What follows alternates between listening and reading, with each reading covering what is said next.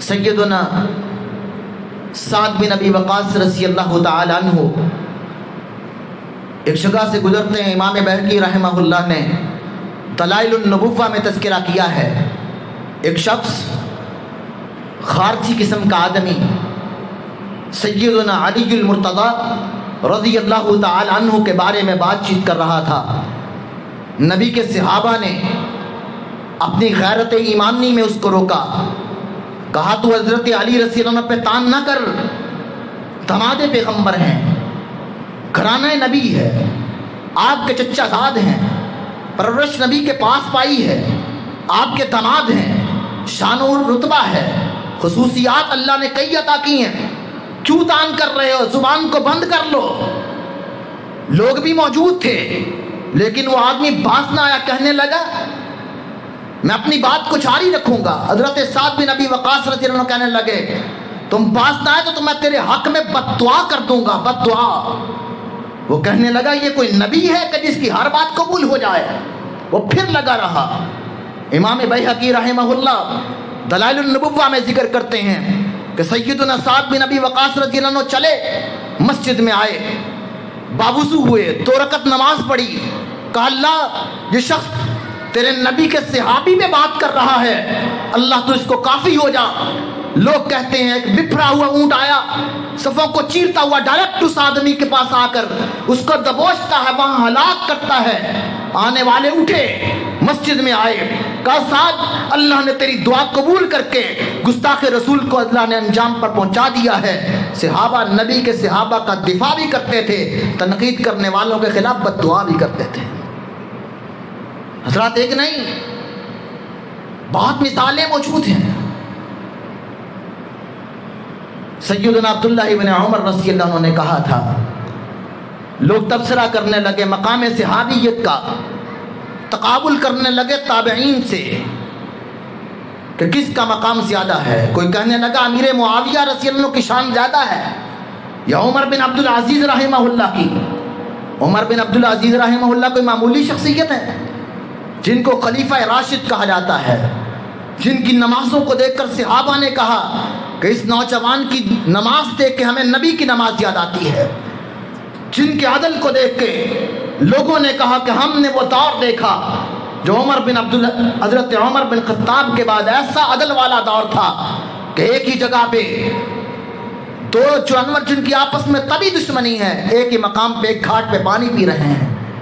تقابل کی بات ہوئی تو سیدنا عبداللہ ابن عمر رضی اللہ عنہ نے کیا کہا تھا؟ فلا مقامو، ایک صحابی کا مقام احدہم ساعتن مع رسول اللہ صلی اللہ علیہ وسلم خیر من عمل عمرکم.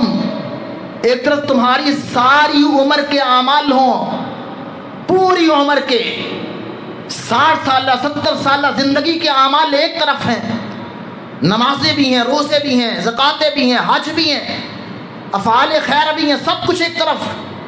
اور ایک طرف وہ آدمی جس کو پیغمبر کائنات کی صحابیت کے شرف میں ایک لمحہ ملا ہے، ایک لمحہ، لیکن ایک لمحہ کا مقام صحابیت یہ ہے کہ تمہاری عمر بھر کی نمازیں، ریاضتیں اور اعمال صالحہ اس صحابی کے ایک لمحہ پیغمبر کے ساتھ گزرنے پر مقام صحابیت کا مقابلہ نہیں کر سکتے.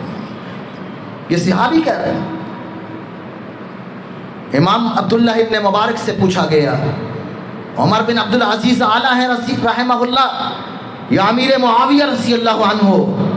تو انہوں نے کہا تھا کہ امیر معاویہ رضی اللہ عنہ نے اللہ کے نبی کے پیچھے نماز پڑھی، اللہ کے نبی نے کہا سمیع اللہ لمن حمیدہ، تو امیر معاویہ نے کہا تھا ربنا ولک الحمد. جنہوں نے نبی کے پیچھے نماز پڑھ کے صحبت پیغمبر میں رب کی تعریف کی ہے، تابعی کا مقابلہ اس سے نہیں ہو سکتا. وہ کہا کرتے تھے. امام احمد بن حنبل سے پوچھا گیا تو انہوں نے کہا ہم جب نبی کے صحابہ آ جاتے ہیں تو لا نقیس معہم احدا، ہم ان کے ساتھ کسی کو قیاس ہی نہیں کرتے. اللہ کے نبی کے سارے صحابہ اول سے آخر سارے کے سارے جب مقام صحابیت پر فائز ہو گئے تو ان کی عزتوں کا دفاع اللہ کے نبی کے صحابہ تابعین کیا کرتے تھے.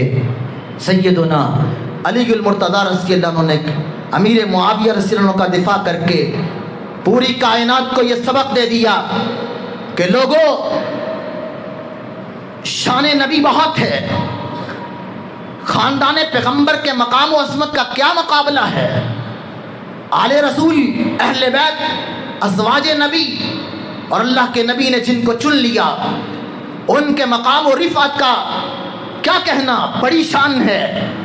لیکن تقابل میں کہیں نبی کے صحابہ پہ تنقیص نہ آئے۔ جنگ صفین سے واپس لوٹے، لوگ بات کرتے ہیں جمل کی، صفین کی، صفین سے واپس لوٹ رہے ہیں، آپس میں مار کارائی بھی ہو چکی ہے۔ کیا کہا؟ لا تکرہوا امرأۃ معاویہ۔ لوگوں میں علی رضی اللہ عنہ کہتا ہوں کہ معاویہ کی امارت کو ناپسند نہ کرو۔ اگر آج امیر معاویہ نہ ہو تو دشمن ایسے چڑھ دوڑے کہ تمہارے سر تن سے جدا ہو جائیں۔ آج اللہ نے امیر معاویہ کو دشمنوں کے خلاف رکاوٹ بنا کے کھڑا کیا ہوا ہے کہ رومی جو آج اسلام کے خلاف اٹھ رہے ہیں ان میں جرت نہیں ہے کہ وہ کسی طرح بھی حملہ کریں۔